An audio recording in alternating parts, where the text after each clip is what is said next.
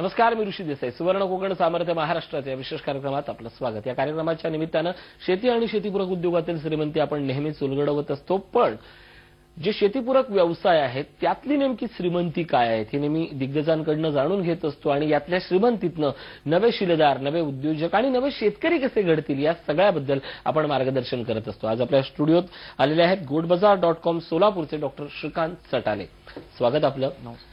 खरं तर या अगोदरही आपण सुवर्ण कोकणच्या वेगवेगळ्या कार्यशाळा असतील, या कार्यशाळांमध्ये व्याख्याते असतात, पण मला अभिनव कल्पना आवडली तुमची. goatbazaar.com म्हणजे शेळीपालनाला एक अशा पद्धतीने आपणच आपल्या व्यवसायाला प्रोजेक्ट करायचं की त्याच्याकडे बघण्यात इतरांचा दृष्टिकोन बदलावा. मुळात goatbazaar.com ही संकल्पना काय होती? goatbazaar.com चालू करण्याची संकल्पना माझ्या धाकट्या भावाची होती, जो व्यवसायानं डेंटिस्ट आहे. अरे बापरे. आणि हा जो व्यवसाय होता हा चालू केला होता सगळ्यात लहान भावासाठी, जो BA DEd झालेला होता. अच्छा. नोकरी मिळायला अडचण येत होती आणि आपण जर त्यातले तज्ञ आहोत तर त्यातलाच एक व्यवसाय त्याला का काढून देऊ नये. लोकांचं आपण खूप पाहतो. मग आपल्या घरात शिवाजी जन्म होतो, दुसऱ्याच्या घरात, हे आपली मराठी माणसाची मानसिकता असते. मग आम्ही आमच्यापासून सुरुवात करायची ठरवली आणि त्याच्यासाठी हा फार्म चालू केला. चालू करता करता करता म्हणजे डॉक्टरांनी चालू केलेलं आहे म्हणजे लोकांना कुतूहल होतं आणि त्याच्यातून मग ज्यावेळी डॉक्टर तिथे जात आहेत त्यावेळी लोकांचाही ओढा वाढत चालला, यायचे, विचारायचे आणि त्याच्यातनं हळूहळू हळू लोकांना एक गरज आहे प्रॉपर डायरेक्शनची असं दिसायला लागलं. तेव्हापासून लोकांना डायरेक्ट करता करता सुवर्ण कोकणशी संपर्क आला. सुवर्ण कोकणच्या चळवळीत यायच्या आधी लोकांशी जो संवाद व्हायचा तो 15, 20, 50, 60 अशा लोकांशी व्हायचा. पण तो सुवर्ण कोकणशी जुळल्यामुळे माझ्याजवळ जे काही आहे ते देण्यासाठी एक मोठा प्लॅटफॉर्म मिळाला. द्यायला माझ्याजवळ जो काही वेळ होता तो या प्लॅटफॉर्मवरती वापरून लोकांना जितकं देता येईल तेवढं देण्याचा मी प्रयत्न करतोय. डॉक्टर, तुमचं एकूण आता पूर्ण कुटुंब या सगळ्या व्यवसायात आहे, म्हणजे भावानं सुचवलं आणि भावासाठी केलं. मुळात आता 3 भावांचं या सगळ्या व्यवसायाकडे लक्ष आणि प्रेम किती आहे? तेवढंच आहे. धाकटा भाऊ जो आहे तो सगळा फायनान्शियल मॅनेजमेंट बघतो. तो स्वतः डेंटिस्ट असल्यामुळे तो वेळ जरी देऊ शकत नसला तरी त्याच्याजवळ जे आहे तो ते देतोय. जो सगळ्यात छोटा भाऊ तो पाहतोय, तो 24 तासापैकी 17 ते 18 तास फार्मवरती प्रत्येक गोष्ट डोळ्यात तेल घालून बघत असतो आणि आज त्याच्यामुळे हा फार्म व्यवस्थित चालू आहे. आणि मी जो आहे हा टेक्निकली त्याला साऊंड करण्यापुरता 2 वर्ष त्याच्यासोबत राहून त्याला आज माझ्या इतकंच ज्ञानात संपूर्ण बनवलेलं आहे. एक टेक्निकल प्रश्न विचारतो, म्हणजे तुम्ही डेंटिस्ट आहात? नाही, मी वेटरनरी. तुम्ही वेटरनरी आहात आणि भाऊ डेंटिस्ट आहेत म्हणून साधारण आता या फार्मच्या बोकडांचे दात किती वर्षाचे झाले असतील? म्हणजे एखाद्या दातावरनं वय ओळखतात? माझ्याकडे अगदी बिनदातापासून ते 6 दातापर्यंतचे बोकडे आहेत. आता विषयाकडे येऊया सर. खरं तर मुळात शेळीपालन हा व्यवसाय म्हणून पाहण्याची अजूनही आपली मानसिकता नाहीये आणि ज्यांची मानसिकता झाली ती 2च वर्गात दिसते. एकतर ज्यांनी परंपरेनं, ज्यांनी जातीनं किंवा ज्यांनी पिढीजात किंवा ज्यांनी ग्रामव्यवस्थेनं नेमून दिलेलं आहे त्याने हा व्यवसाय करायचा, किंवा ज्यांनी यातली श्रीमंती बारकाईनी कळली आहे त्याने हा व्यवसाय निवडायचा. स्वीकारणे निवडण्यातला फरक आहे. 2 वर्गात करतोय. पण मध्यम वर्ग माणूस यापासून थोडासा दूर आहे. मुळात मला जाणून घ्यायला आवडेल, हा व्यवसाय श्रीमंतांचा आहे का हो? हा व्यवसाय सर्वांचा आहे. प्रत्येकानं त्याच्यामध्ये ज्या काही कमी पडतात. आता तुम्ही सुरुवातीला एक वर्ग सांगितला की जो परंपरागत पद्धतीनं करत आला होता. परंपरागत पद्धतीनं करताना त्याच्यामध्ये ज्या काही गोष्टी आपण व्हॅल्यू ऍडिशन म्हणा किंवा करेक्शन्स म्हणा ह्या जर केल्या तर आज त्याला जे काही मिळतंय त्याच्यापेक्षा निश्चितच मिळेल. आणि श्रीमंत बनायचे प्रत्येकालाच बनायचंय, पण एका क्षणात कुणी श्रीमंत बनवू शकत नाही. हा जो वर्ग या आशेनं इकडे येतोय त्या वर्गासाठी एक सांगणं आहे की नक्कीच हा व्यवसाय खूप चांगला आहे, फक्त तो करण्यापाठीमागे तुमचा अभ्यास पूर्ण पाहिजे. लोकांच्या यशोगाथा पाहून तुम्ही प्रेरित होता, नक्की व्हा, परंतु अपयशी लोकांचे जे प्रमाण आहे त्याच्यामुळे डिप्रेस होण्यापेक्षा त्यांचं आकलन करा. त्यांच्या चुकांमधून बरंच काही शिकण्यासारखं असतं आणि टप्प्याटप्प्यानं जर गेले तर याच्यासारखा सुरक्षित आणि शाश्वत मार्ग मला तरी सापडलेला नाहीये. आता त्यालाच जोडून दुसरा प्रश्न, म्हणजे हा श्रीमंतांचा व्यवसाय आहे की नाही मी विचारलं, हा श्रीमंतीकडे नेणारा व्यवसाय आहे का? जरूर, 100% नक्कीच. कारण आपण पोल्ट्री व्यवसायाकडे पाहतो, पोल्ट्री व्यवसायाची एक वेगळी मानसिकता आहे, वेगळं गणित आहे. दुग्ध व्यवसायाचं गणित आहे ते वेगळं आहे.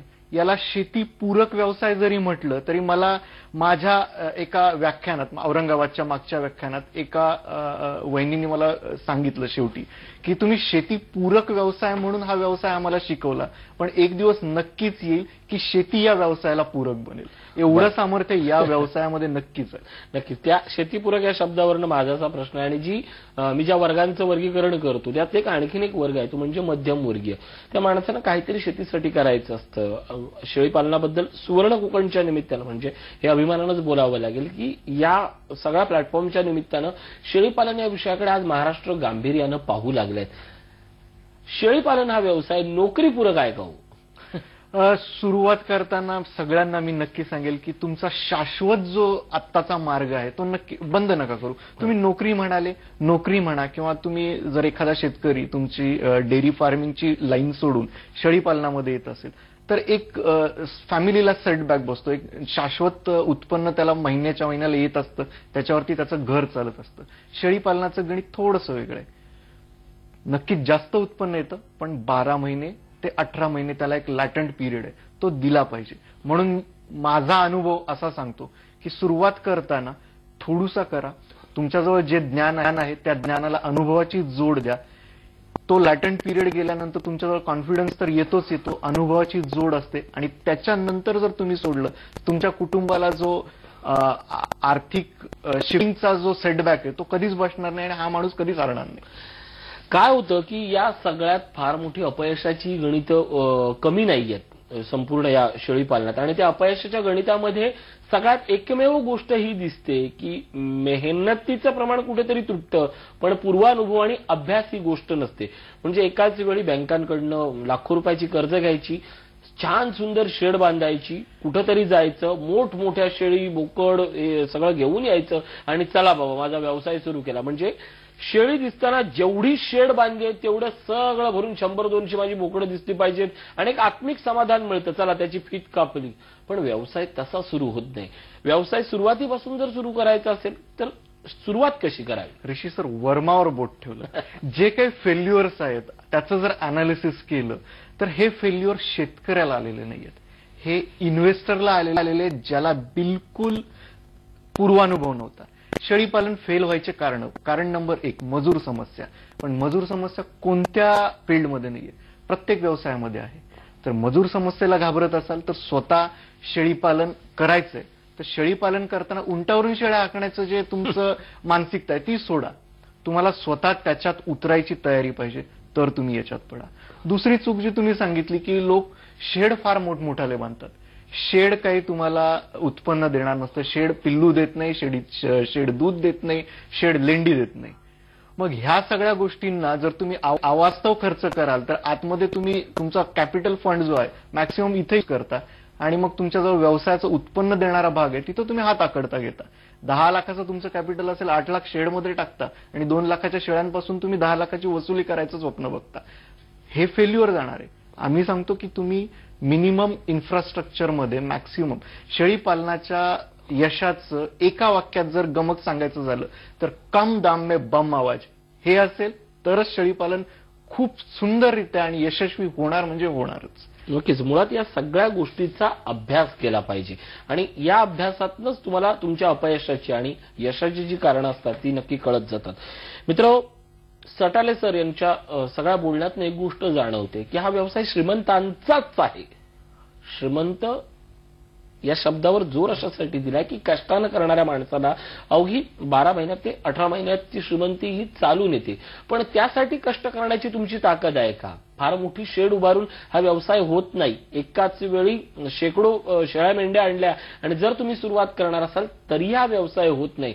पण जिद्दीनं 8 बोकडं 6 बोकडं घेऊन जर तुम्ही व्यवसाय करणार असाल तर त्याच्यासाठी हा श्रीमंती आहे. पण त्या अगोदर या व्यवसायातले नेमके धोके काय आहेत, अनुभव काय, त्याचं पालन पोषण काय आहे, आहाराचा खर्च जर तुमचा दिवसा 20 रुपये असेल आणि तुम्ही स्वप्न जर 40,000 80,000 मिळत असतील तर उत्पन्न वजा जाता येणारी रक्कम अवघी 6,000च्या घरात असते.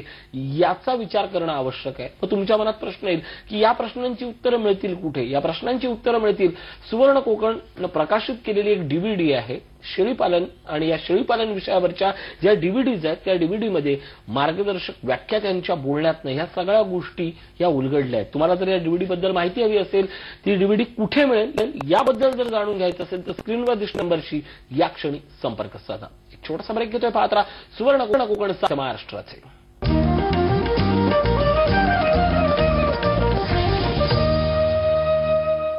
ब्रेकनंतर स्वागत.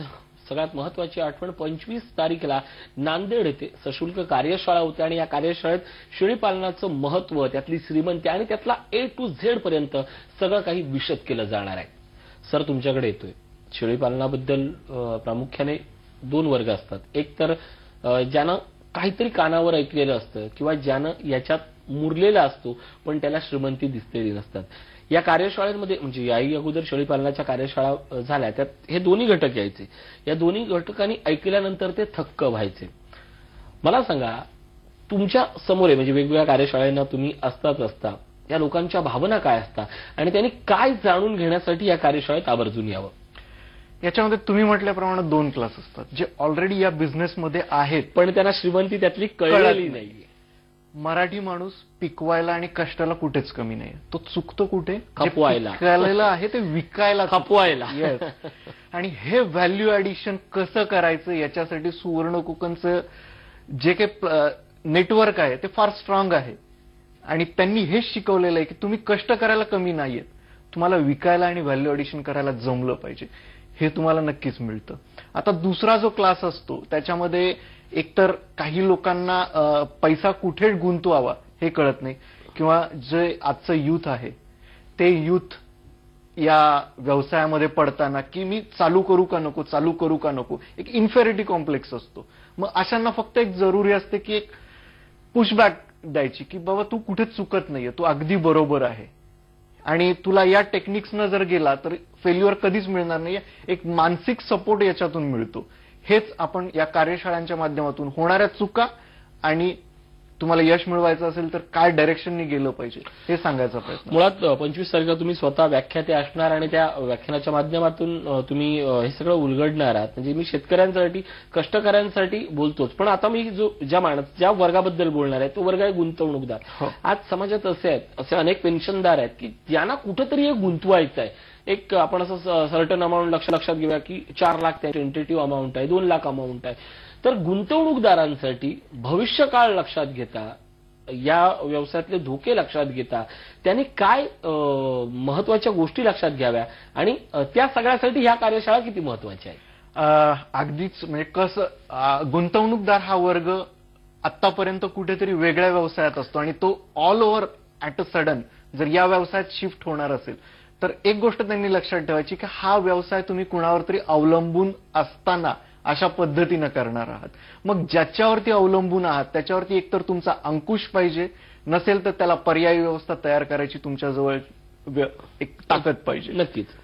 आणि हा व्यवसाय जो आहे तो असं एकदम झट मंगनी पटब्या अशा पद्धतीनं झटकन चालू होणार आणि पटकन उत्पन्न निघणार. जसं पोल्ट्रीमध्ये 6 ते 8 आठवड्यामध्ये एक बॅच जाते, तुमचा पैसा खेळता राहतो, असं नाहीये. 12 ते 18 महिन्यामध्ये याचा इन्कम स्टार्ट होतो आणि तो स्टार्ट झाल्यानंतर अव्याहतपणे तो चालूच राहतो. मग या व्यवसायाचं जे गणित आहे ते आधी समजावून घ्या. बऱ्याचदा गुंतवणूकदार हा जो क्लास असतो यांच्या एक्सपेक्टेशन्स, अपेक्षा ज्या असतात त्या फार अवास्तव असतात. जसं की आता तुम्हाला वर्तमानपत्रामध्ये ईदचा एक बोकड 70,000ला गेला, अशी एकच न्यूज येते. मग आमचा हा गुंतवणूकदार जो वर्ग आहे ना तो माझ्या 100 बोकडांना 70,000 गुणिले 100 किती आलं बाबा, अशा पद्धतीचं एक्सेल शीट कॅल्क्युलेशन करतो. मग अशा कॅल्क्युलेशन करायच्या आधी तुम्ही ग्राउंड रियालिटीवर या. 70,000चा एक बोकड, पण त्याच्या पाठीमागे बाकीचे बोकड पण ऍव्हरेज प्राइसला जातात, ह्याची मानसिकता ठेवा. तुमच्या शेअर मार्केटमध्ये जसं आपण पैसा गुंतवताना पोर्टफोलिओ डायव्हर्सिफाईड करतो तशाच पद्धतीनं तुमच्या शेळीपालनाचं गणितही डायव्हर्सिफाईड ठेवा. जो खराब माल आहे किंवा सुमार माल आहे तो तुम्ही मटनसाठी वापरा. जो अतिशय चांगले गुणधर्म असणारा माल आहे तो तुम्ही ब्रीडिंगसाठी वापरा. आणि जो सुपर क्वालिटी आणि जो तुम्हाला घडवायचा आहे असा सुरुवातीला ट्रायल म्हणून ईदसाठी घडवा. मग हा पोर्टफोलिओ डायव्हर्सिफाईड ठेवल्यानंतर तुमचा व्यवसाय फेल जाण्याची शक्यता अतिशय कमी. दुसरा एक याच्यामध्ये ड्रॉबॅक म्हणा किंवा लोकांची मानसिकता म्हणा की मी खूप खर्च केला म्हणजे मला खूप उत्पन्न मिळेल, असं नाहीये.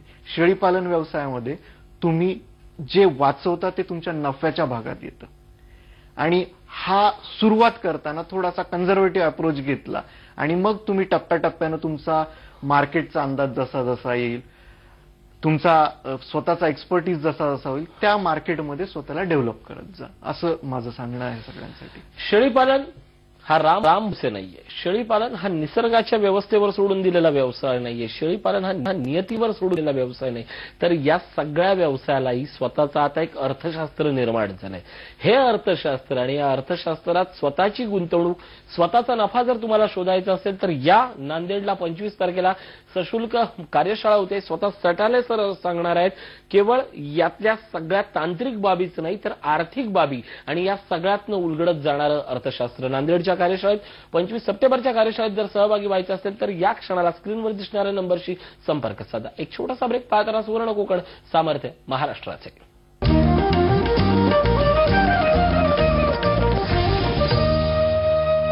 ब्रेकनंतर स्वागत. आपण बोलतोय सटाले सरांसोबत. सटाले सर, तुम्ही शेतीविषयक या सगळ्या शेती चळवळीशी संदर्भित आहात. या अगोदरही अनेक शेळीपालनच्या कार्यशाळा झाल्या असतील किंवा या सगळ्या संदर्भात अनेक संस्था असतील, एनजीओ असतील. या सगळ्याचा विचार करताना सुवर्ण कोकणमध्ये नेमकं वेगळेपण काय आहे जे इतरांपेक्षा वेगळेपण असतं आणि सगळ्यात महत्वाचं म्हणजे शेतीशी आणि मातीशी प्रामाणिक असतं? मी सुवर्ण कोकणला जॉईन व्हायच्या आधी पण बऱ्याच प्लॅटफॉर्मवरती बोललो. बऱ्याच ठिकाणी मला असं सांगितलं जायचं, सर तुम्ही या पर्टिक्युलर ब्रीड विषयी बोला, सर तुम्ही बंदिस्त विषयी बोला, तुम्ही अर्धबंदिस्त विषयी बोला.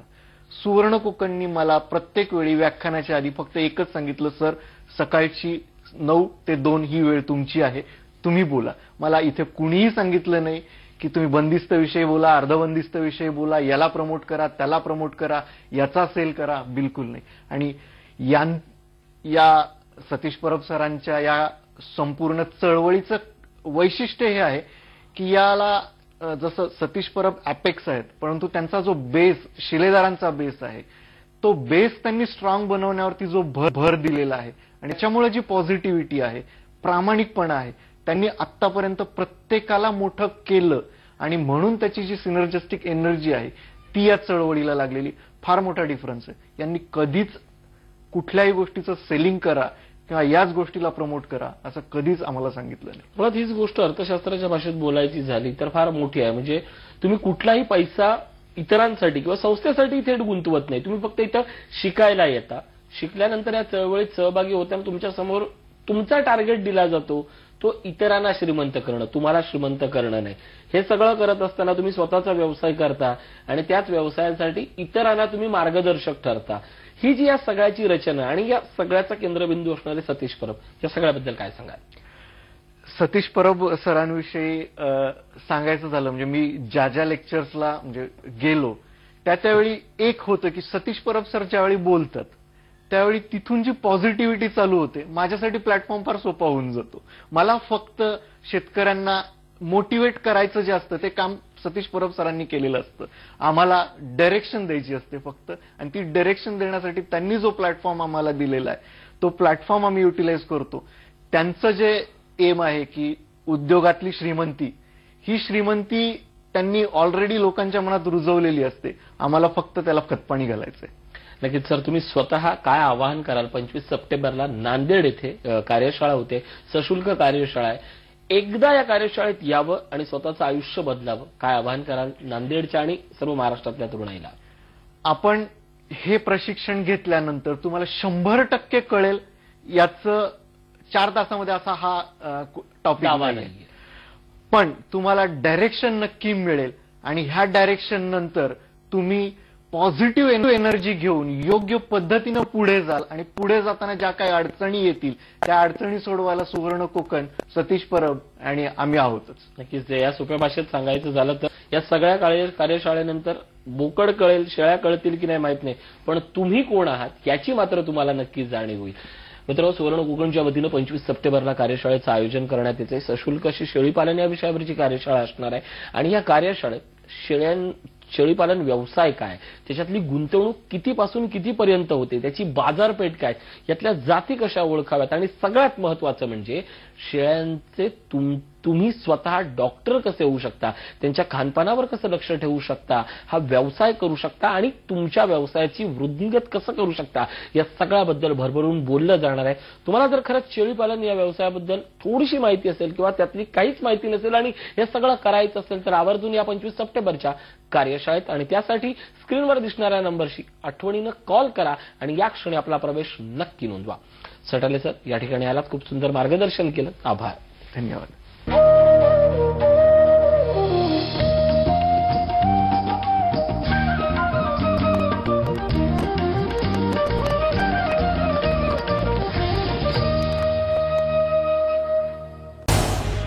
झी 24 तास रहा एक पाऊल पुढे.